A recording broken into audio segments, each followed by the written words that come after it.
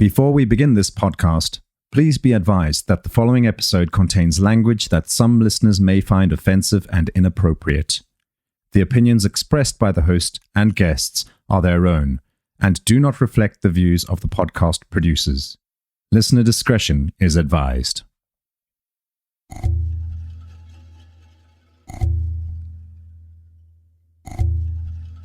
How did that make you feel about shooting somebody that you've known all your life? I was getting sick from not having opiates in my system. I was getting really sick. It feels like the flu times 100. Rob, one of my neighbors, it was a neighbor I've known my whole life. It went terribly wrong. I've only had 2 dreams about this event. After you've done a decade flat in prison at that point, it's kind of hard to cry. When I came to prison, stories about getting raped, and it was declared, they're getting ready to declare war. This dude just looked like he wasn't going to be fun fighting. You are now listening to the podcast Voices of a Killer. I'm bringing you the stories from the perspective of the people that have taken the life of another human and their current situation thereafter in prison.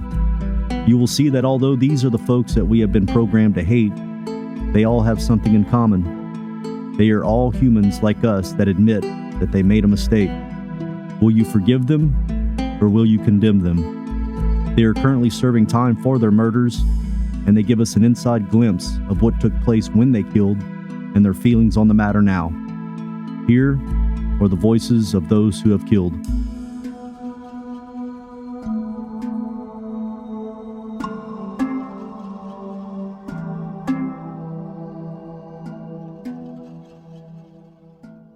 Welcome to Voices of a Killer, the podcast that delves deep into the minds of those who have taken a life.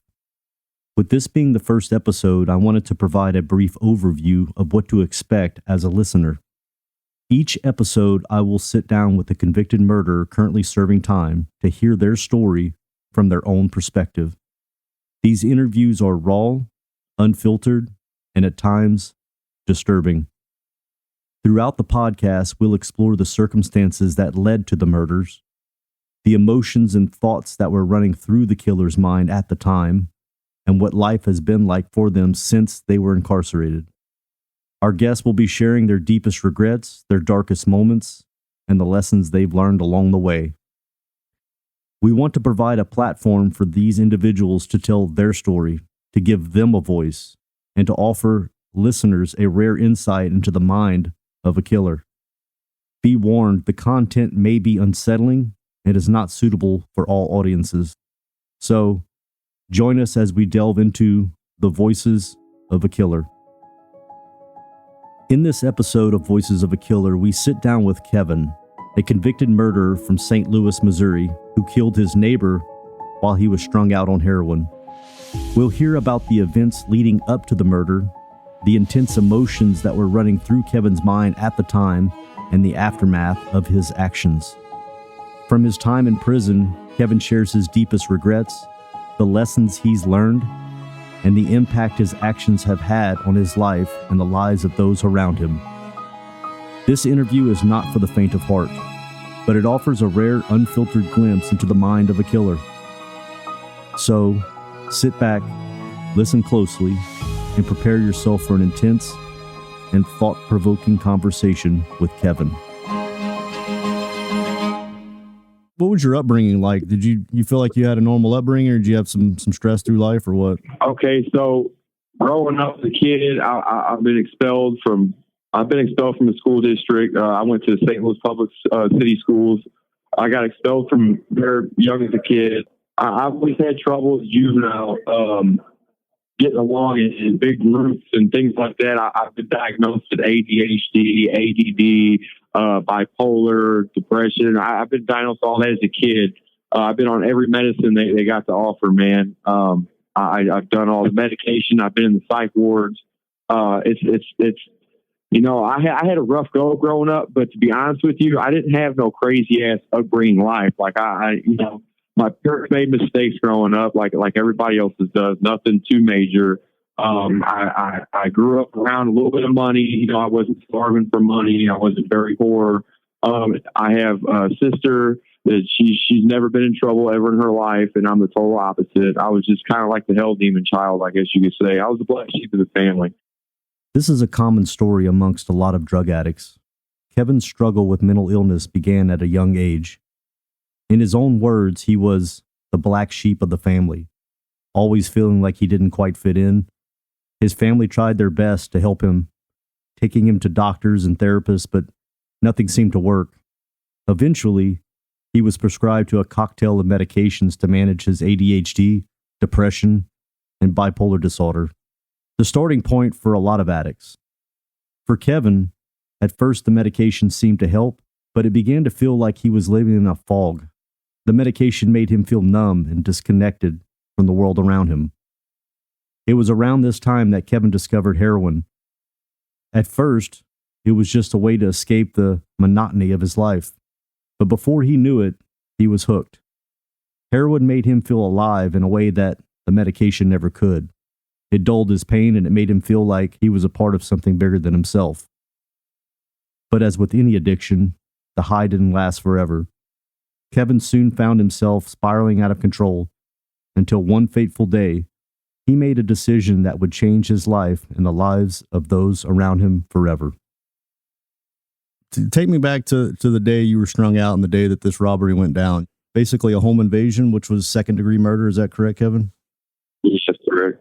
I understand that you were basically strung out on heroin and basically hatched a plan to try to fix your issue or you can get another hit, and you decided to rob somebody and that robbery went wrong. The intentions wasn't for him to get killed. Is that correct?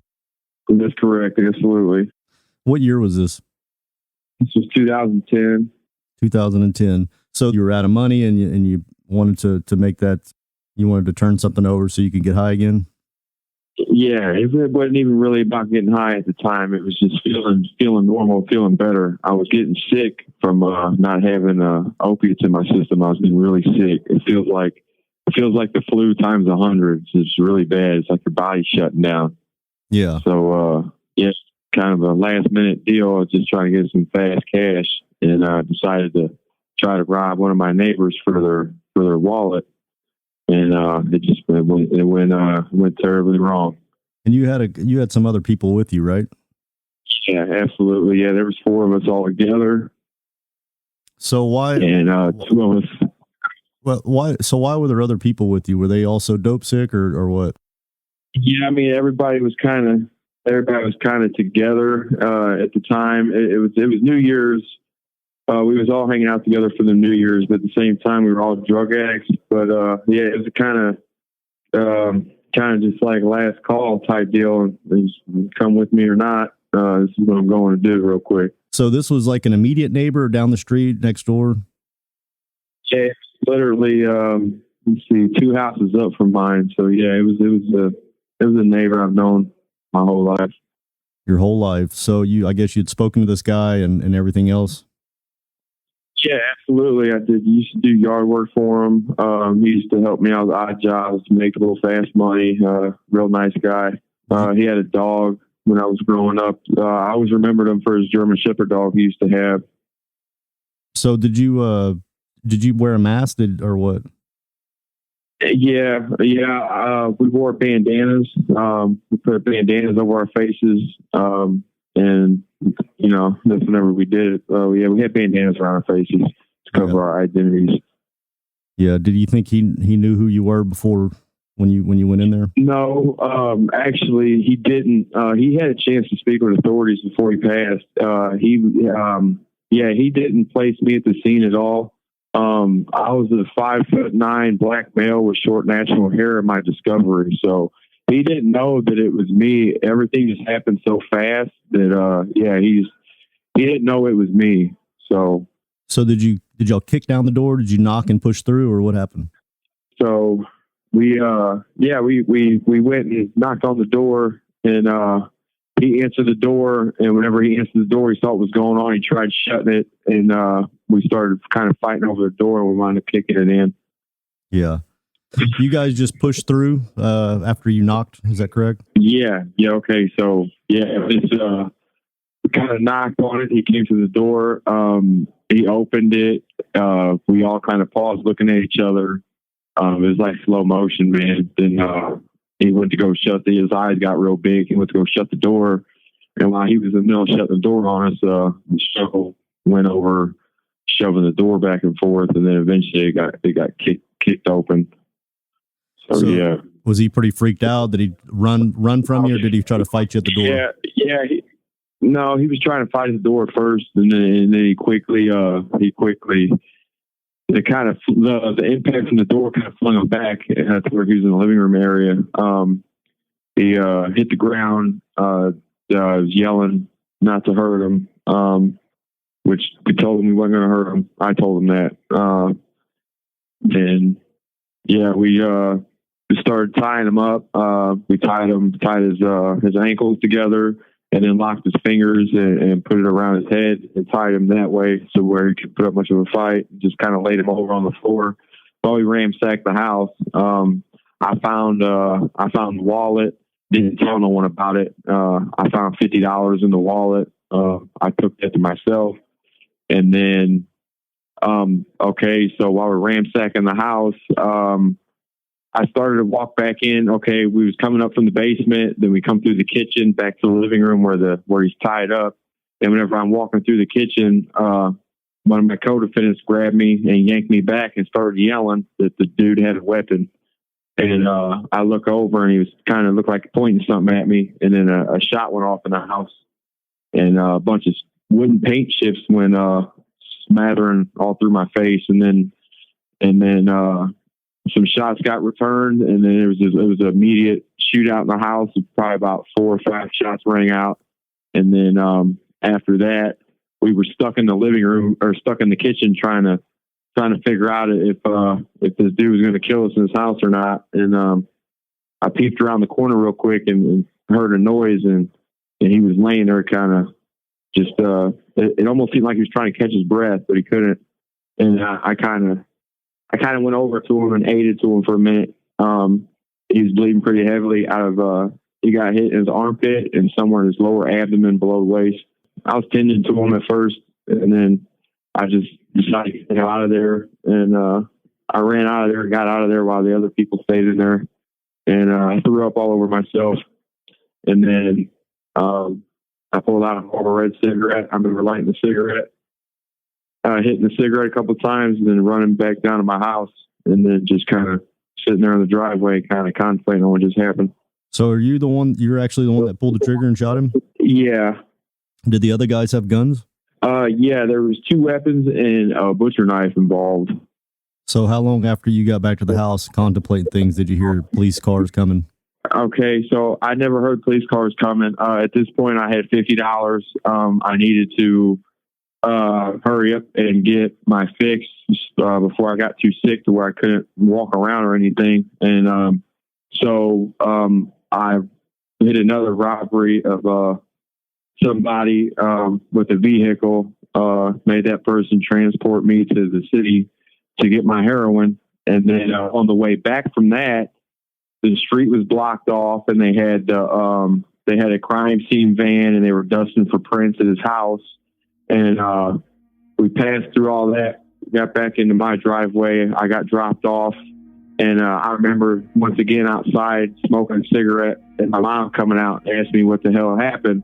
I said, I don't know. And she's like, well, everything's all right up there. I said, me too. And we were just kind of smoking a cigarette, and she went in, and I went in, and then that was it. I kind of didn't pay attention to it until 3 days later when the cops showed up at the door.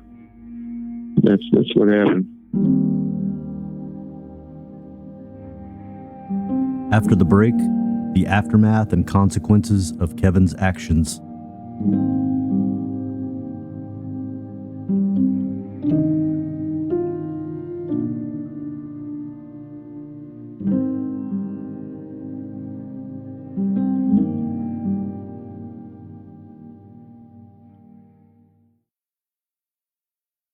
So how did that make you feel by shooting somebody that you've known all your life?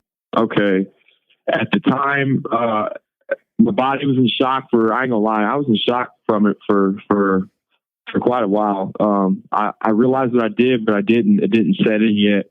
After some years go by and I'm sentenced and I'm in prison, okay, I've had the whole 12 years I've been locked up. I've only had 2 dreams about this event. I figured out I had a lot more.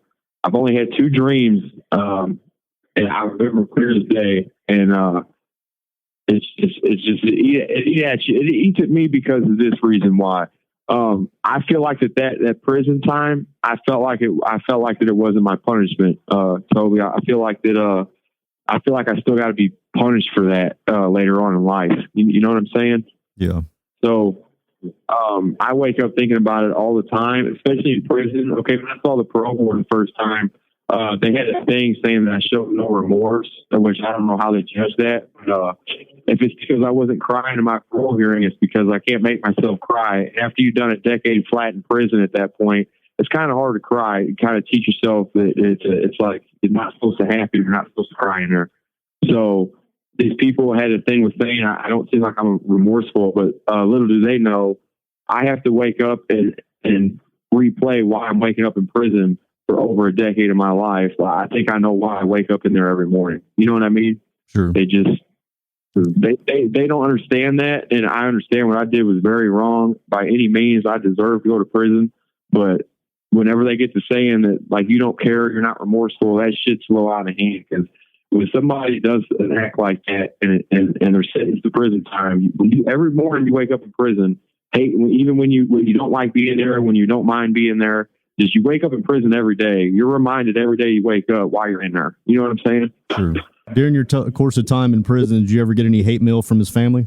No, I did not. Actually, I got the opposite. I got more mail of positive attitudes let's see, from the victim's family directly. No, I never had any mail from my family and other people speaking about it. They were everybody was shocked at first. It was something like when I was going to court, you couldn't tell my mother that her son just did that. Like, she thought I was innocent. She didn't know what the hell was going on. There's no way that I could have done that in her mind. And that was one of the hardest parts for me, to be honest with you, man, was I'll never forget the day I had to tell my mom on a visit that I actually committed that crime. And she just seemed so disappointed. Sure. You know, but I didn't get too much hate mail, man. Yeah. Was your sister mad at you? My sister, absolutely. She was the first one to answer my phone call when I had got locked up for what I got locked up for. She answered the phone and she just kept asking me if I was fucking serious, and she couldn't believe it. She's like, what the fuck? And, you know, but yeah, she was definitely really upset. And yeah, she's pretty upset. As a matter of fact, that also made her take her course of her college. She went to Missouri State, and she started going to college for like things like a deputy juvenile officer and like drug counseling. Everything she goes to college for, it's funny. It's like something to do with me. You know what I mean? Kevin's sister obviously cares deeply for him, and her actions are out of love for him. Although she could not keep him out of prison, she still wants to protect him. One of the ways of protecting yourself in prison is by joining a gang. It is a way of seeking safety and security in a hostile environment. But the stakes are much higher in prison. Joining a gang means aligning oneself with a powerful and often dangerous group that has its own set of rules and expectations. For any prisoner, joining a gang may be a necessary evil. It not only provides a sense of belonging, but it also helps them navigate the complex social hierarchy of prison life. It also comes with its own set of challenges, as Kevin soon found out. He had to prove himself to the other members, and he had to be willing to do whatever it took to be part of that group. When you first got to prison, had you ever been locked up before? No, absolutely not. Okay, see, I've been locked up in group homes and things like that, but not like a prison setting. When I came to prison, prison was it was a big deal. Okay, it seemed like that I would have known what to expect from it because I watched all prison shows growing up and things like that. But whenever you actually get there, it's a totally different feeling. It's a different story. It's a different look at everything. And you went straight to JCCC, right? Level 5. Absolutely. Yeah. I went straight from St. Louis County to Bonter Diagnostics to Jeff City Correctional Center. Okay. So whenever you got there, you had a lot of stuff to learn, I'm sure. How long did it take for you patched up with a gang? Okay, so when I got to JCCC, I remember, I won't never forget pulling up on that bus and thinking to myself, like, what the hell did you do? Okay, because it just looks intimidating. All right, level 5, young, first camp. I show up there, and I figured I had to be off the chain, man. It's just how I felt. So when I first got to J Trip, I found myself in the hole really, really fast, fighting, creating situations that probably weren't real. I got so off the chain with just wigging out, man. The older people eventually sat me down over time and asked me what the hell I was tripping over so bad. You know, basically I put it out like, that's how I got to be. That's how I got to be. You know, you hear stories about getting raped and shit going on in prison that you just figure it's not going to be you in that position until you are in that position. It's just crazy, man. But yeah, when I first got to prison, man, I hung out on the yard and I kicked it for probably about 2 or 3 years until I was officially a prospect member of Family Values. Okay. Why Family Values over, like, say, Southwest Honkies? Okay, so Southwest Honkies, I'm not from Southwest Missouri. All okay, right. And they are they're racist organized. They're racially motivated. There's I'm a mixed mutt. My mom's not all the way white. My dad's white, but I'm from St. Louis, man. So I've never been raised racist, so to speak. So I couldn't. That's why I didn't really go along with skinheads too much, man. Like the SSGs and the Hog Pound and all of them, man. I never really. I mean, I get along with some of the guys, but not like that, man. Family Values to me was, you know, they're more swagged out, man. You got your fitted hat cocked to the side, they sag their pants a little bit, they fade their hair. They're more swag. It's just my type of my group of people. You know what I mean? Right. So who's Family Values' biggest rival? Okay, so whenever I got brought into it, or as of now? No, just when you went into it, and now. Okay. So whenever I came to prison, you had like 5 or 6 big organizations on the yard as far as the white boys went. You had the Peckerwoods, you had the OMs, you had the Family Values, the SSGs, you had the Joplin Honkies, Southwest Honkies. Then you had you had a couple AC Aryan Circle cats running around. When I first came to prison, the deepest on the yard, man, was the Peckerwoods. There were so many of them. There was a huge fucking army of me. And whenever I was prospecting for the fam, they had a falling out with the Peckerwoods, and it was declared, they're getting ready to declare war on all these guys throughout the whole state. And whenever I'm kind of huddled up, paying attention to what's going on when people's breaking it down to me when I'm going to be doing what's going on, I'm like, all right, so we're getting ready to go at it with the group, right? And they're like, yeah, the Woods. I'm like, okay. That's these dudes over here, right? Because there's like fucking 20 of them. There's like 12 of us. You guys know that, right? Like it was just, the odds weren't really taking into me that good. But anyway, yeah, that's when I first came to prison, man. The biggest war that kicked off was the Family Values and the Peckerwoods, man. And the Peckerwoods wound up, they couldn't handle the wrath, man, and they all either covered up their tattoos or kind of, passed over or went on their separate ways. And then as the years went on, it just picked off with different groups, man. It started off with the Peckerwoods, and then we nitpicked at the OMs and slowly got them out the way. Then over the years, we fell out with Hog Pound, and then we would team up with Southwest and SSGs every now and then to take one or the other out with each other.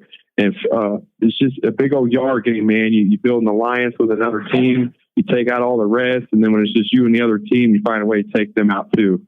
That's kind of what was going on. So it was like a dog-eat-dog world when I was in there. So when you first got in there, you probably had a first run-in with somebody. What was that fight over? Okay, my first run-in. Okay, let's see. My first fight and run-in was over.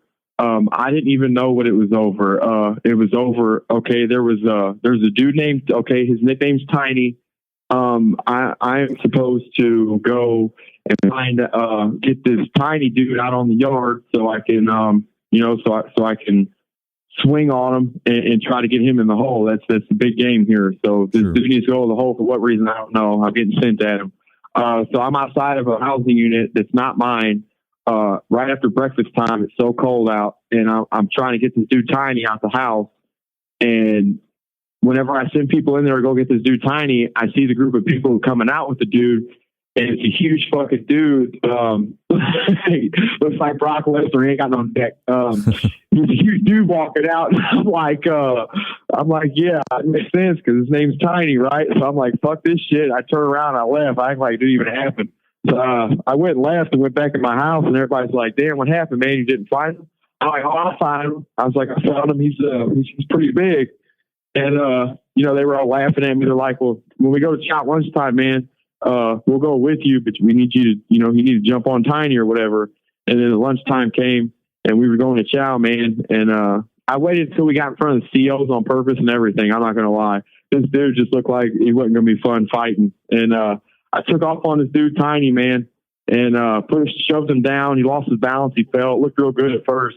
And then my dumb ass was too busy standing up, hooting and hollering, and kind of looked cool. And I let him get up. And when he got up, it was over with, man. He kind of got a hold of my collar and started beating the fuck out of me. Yeah. Yeah. How long were you doing the hole for that? Okay, so not only I got sprayed with a yard fogger for the first time, it's a huge can of mace, and that shit sucks, and it burns so bad. Okay, they took me to the hole. I sat in a strip cage. I hit the water like a dumbass. I hit the water right away, and when it watered me, okay, I thought that it burnt whenever it went down and hit my junk, right? Okay, so when mace hits your balls and your dick, it like really, really burns. But I'm not going to lie, it ain't got shit on when it goes down your backside. And if it hits your asshole, I swear to God, told me that shit burns so bad, man. That's the worst burn I've ever had in my life, okay? But anyway, after that, I sat in the hole. I got 20 days disc for that. So I had to do 20 days with nothing. And then after that, I was pending dead space for another month because it was real full out on the yard. So I did a total of about 50 days on that. So was that part of the initiation to get into family values, or did you have an initiation? Oh, no. See, yeah, that was all of it. It was, that's the thing though, when you're prospecting, man, it's a time period. It's not, it ain't about you do one thing or two things. It's just, you're on deck as long as you're on deck for it. So everybody feels like they're comfortable to vote you into the family or not. You know what I mean? Right. So yeah, I prospected for over 13 months. It was pretty rough. Prospecting for a gang in prison refers to the process of trying to become a member of a particular gang. This is one of the many parts of prison slang that makes up Kevin's vocabulary. These words carry with them a darker significance. They are the lexicon of a world where violence and danger lurks around every corner, and where the line between life and death could be determined by something as seemingly innocuous as a word or phrase. However, there are other terms that carry a lighter meaning. Babies is one that refers to transgender women or gay men in prison. Trans women in prison face a unique set of challenges and dangers. Often isolated from other inmates, they can be subjected to harassment, violence, and sexual assault. In some cases, they are housed in men's facilities, which can exacerbate these issues. I wanted to know what Kevin's experience of this community in prison was like.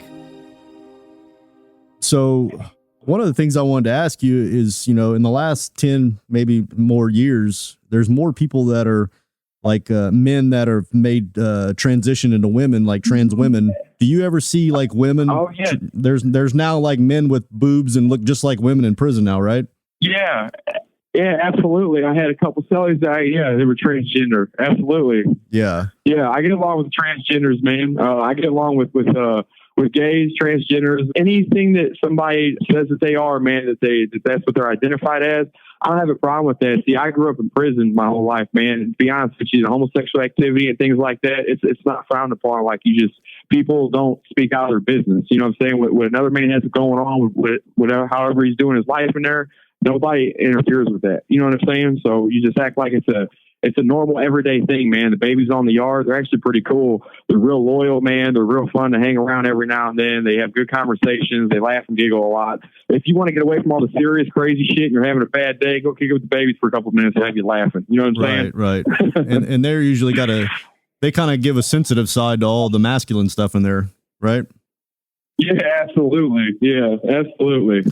I've also heard that the Missouri Department of Corrections changed some policies to where they can actually get, brawls and shit if they want. Yeah, they get the order from the female canteen. So yeah, if you're listed, if you're on they have something called a transgender committee now.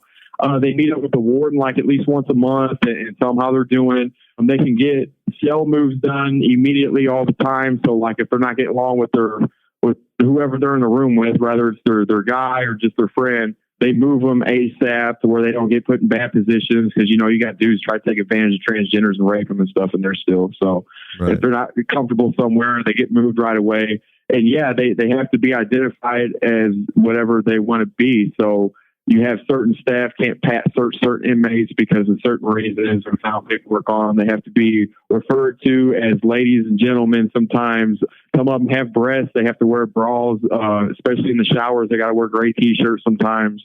Yeah, it's just very real. It's definitely switching over. They're allowed to wear makeup if they're on the transgender committee. If they're not all listed on the committee, they get rolled up for it. But the ones that are, they take hormones and they're allowed makeup and all that shit. So they actually get hormones while they're in prison?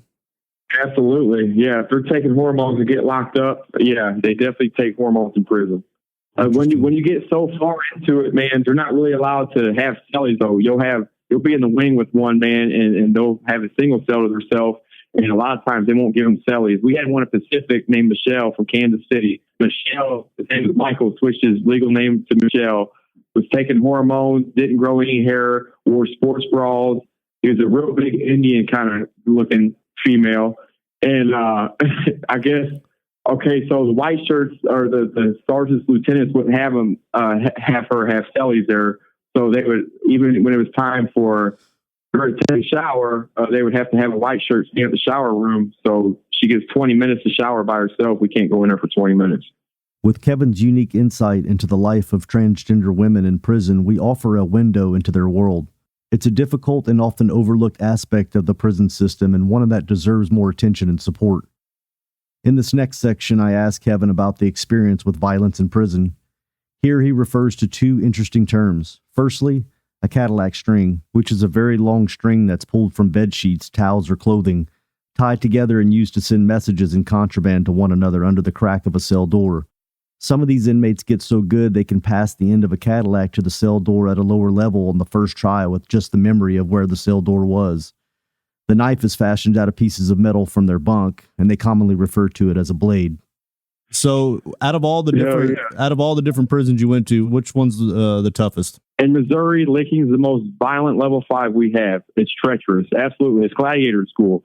That by any means, that's hands down, man. That's the most violent, fucked up spot you got there, man. It's just like when you get there, it's weird because everything's cool. And then when you get there and you're there for a while and you start, seeing shit and shit starts going, and then it's not cool. You know what I mean? It gets really serious, really fast. 1 minute left. That's the most violent one would be licking. Okay. Absolutely. Are there tough people in the jail you're at now? The jail I'm at, okay, so I don't know if you know anything about St. Louis, but if you know the east side, man, if you get locked up on the east side of St. Louis, this is where you go. You come to St. Clair County. It's a real ghetto-ass, fucked up jail. Actually, when I got here, okay, I came out of prison 220. I came in here weighing 149. I'm back at 220 now. When I first got here, it was just a lot of fighting. I know a handful of people here from doing time, but Illinois sucks, man. It's very poor, it's shitty. And then I got into there's a little trouble here with another corrections officer. They were saying that we was in a relationship, so I got in trouble for that for a little bit. And then now I'm just kind of getting picked on and rolling around. Yeah. During your time at prison, what is probably like the worst thing you've seen while you were in prison? As far as what? That's a long category. Like, what do you mean as far as? Well, what condition? Violence. Oh, okay. You want to talk about like the best knife fight I've ever seen? Sure. Yeah. All right. So there's a split in the chapter going on. I'm at licking at this point. I've been ad sec for over a year. At 2 House and licking at SCCC. This was in 2018. Okay, so there's a split in the chapter going on with the brothers on the yard. Okay, you got the fam split up into two and they're fighting each other. It's a bad deal going on over some bullshit. So I have a brother, Trap, who is next door to me. and his cell was cleared open because he was expecting one of our other brothers to come over and fight him over disagreements they've had going on within the organization. Okay, so another person comes over instead of the person that's supposed to, but he's also another member of the family. So they go in that cell together next door, and at first they're in there talking and politicking. Everything seems to be going fine. And then probably about 30, 45 minutes into it, it just sounded like a tornado started going off. And the two started going at it real bad, and nobody was supposed to be armed. And somebody wound up having to bring a knife to the fight. And them two was in there in that cell for about a half hour at least. It was the longest one I ever seen. They had to keep taking breaks, man. It was 2 men in there fighting over a knife, and they were stabbing the fuck out of each other, man. I tell you what, it was some pretty gruesome ass sounds, man. It's okay. There's so much blood going out. Their heads were bouncing all over the walls and the floor, man. So it's not like a fucking bowling ball in there hitting everything. They were slipping, sliding their own blood. Trap, he got stabbed real bad down his spine. It almost paralyzed him. And then Dylan, he got hit real bad in his chest area to where it was like squirting out of his chest. It almost sounded like a can of soda pouring out, man. It was really heavy flow of blood. And there's a safety button in your cell you hit if you get scared or something emergency going on in the cell. There's a safety button you hit, and the COs are supposed to come. They ignore it half the time in the hole because people just hit the button, just be hitting it. Well, they were arguing over who's going to hit the button first. Because it's like a pissing contest, man. They stayed stabbing the shit out of each other, beating each other up. It got to the point none of them would hit the button and say they needed help, so they're both bleeding out in there. Then hand smacks on my wall, and they want me to shoot my Cadillac string over through the bottom of the door over to their door, and they tie on the weapon, and I pull it back in to myself and tell me to get rid of it. And it's a fucking... So now I get the full view on what they just passed around, man. It's a fucking piece of bunk. It's like, dude, it was such a thick, long, sharp, fucked up, jagged looking piece of bunk, man. It was some rugged shit. But, yeah, it was all full of blood. Eventually the surgeon and them come around and they couldn't, they thought they were in their dead to get on the radio. And when all the COs come up there and they finally open the door, man, they pull both of them out and they're pouring out blood so bad, man. It's just, they would look pale as a ghost. It was insane, dude. It looked like some shit out of a Halloween horror film. There was so much blood, and they had to airlift them off the yard to I think it was Columbia Hospital because they were pouring out so bad. But yeah, that's probably the worst one I saw where they survived. Wow. So what was the knife was made out of metal? Yeah, it was absolutely. It was a metal. You could chip it off with some toenail clippers, or you get some type of clipper items where you can work on them for a while, man. If you get them in your cell to you all alone, you could cut out metal pieces of your bunk and just metal pieces around any kind of steel you're around, man. If you chip at it enough, you can get it out of there. Yeah. So did you ever get stabbed while you were in there? I had one knife fight the whole time I was in there. I've had one knife fight. Yeah, I didn't really get stabbed too much. I've been poked before, but not like that. No, that's one thing I ain't never really had to worry about, man. I didn't really play with knives too much except for when I had to. There's only one time I had to use one, man. And yeah, it was me and someone in a cell at Licking. This was a booty bandit I was in a cell with. I'm sure if you know what a booty bandit is. Yeah. Okay, so I had a guy, I'm not even gonna say his name. I had a guy in the cell with me, man. He was supposed to leave because I was trying to get a certain kind of celly, and he wouldn't leave, man. And he was on some weird shit. And I told, man, I don't know what's going on, but you need to leave the cell. I got some shit going on. I don't know what type of time you're on, but you gotta get out of here. And the dude was just on some extra weird shit, man. Like playing with his dick at the door, some weird shit, man. And so I jumped down off my bunk and started tripping with him. And it's right at nighttime when they're getting ready to shut the lights off, man. And they shut the lights off on us. And me and him's arguing at the door. And the wing door had closed or something out in the wing to where he turned around and looked outside the door. When he looked outside the door, I took that opportunity to go ahead and sucker punch him. Maybe I get the upper advantage because he's a lot bigger than I was. So I go ahead and I punched him in the face so I wasn't looking. And we started going at it in the cell. And I'm hitting with everything I got. And he's not going down, so it's kind of scary. So it was kind of a last resort deal. I pulled out a blade that I had, I was bluffing with it, is what I was trying to do, but the bluffing didn't go too good. And he wound up coming at me, and I had, you know what I mean? We wound up fighting over a little bit. So.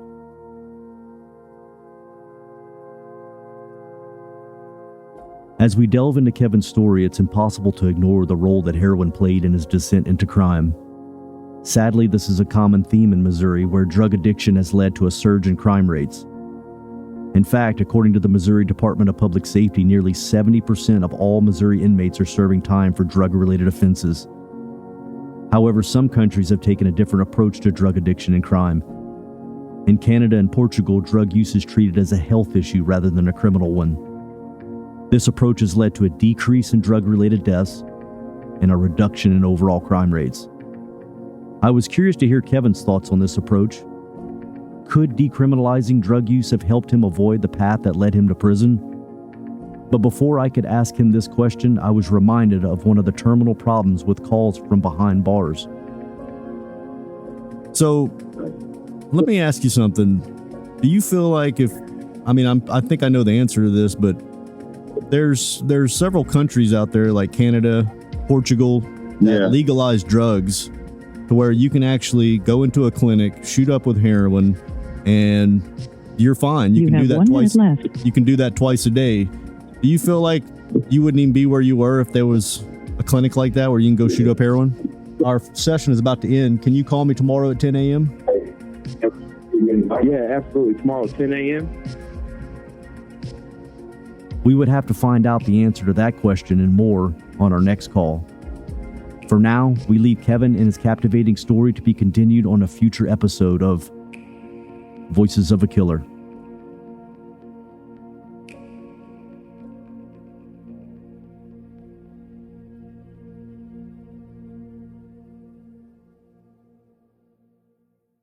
On the next episode of Voices of a Killer.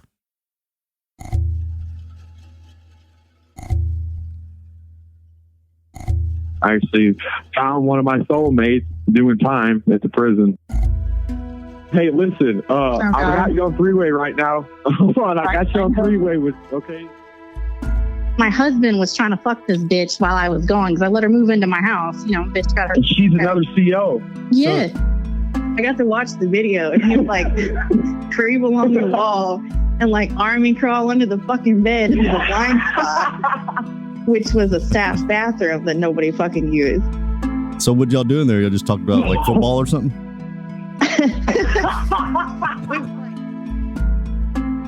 That's a wrap on this episode of Voices of a Killer. I want to thank our guest Kevin for sharing his story with us today. I know it couldn't have been easy for him to relive those painful memories, but his willingness to be open and honest is what makes this podcast so special. A big shout out to Sonic Futures, who handled the production, audio editing, music licensing, and promotion of this podcast. If you want to hear more episodes like this one, make sure to visit our website at voicesofakiller.com. There you can find previous episodes, transcripts, and additional information about the podcast. Lastly, if you enjoyed this episode, please consider leaving us a review on Spotify, Apple Podcasts, or wherever you get your podcasts. Your feedback helps us improve and reach new listeners. Thank you for your support, and we can't wait to share more stories with you in the future. Thank you for tuning in. I'm your host, Toby, and we'll see you next time on Voices of a Killer.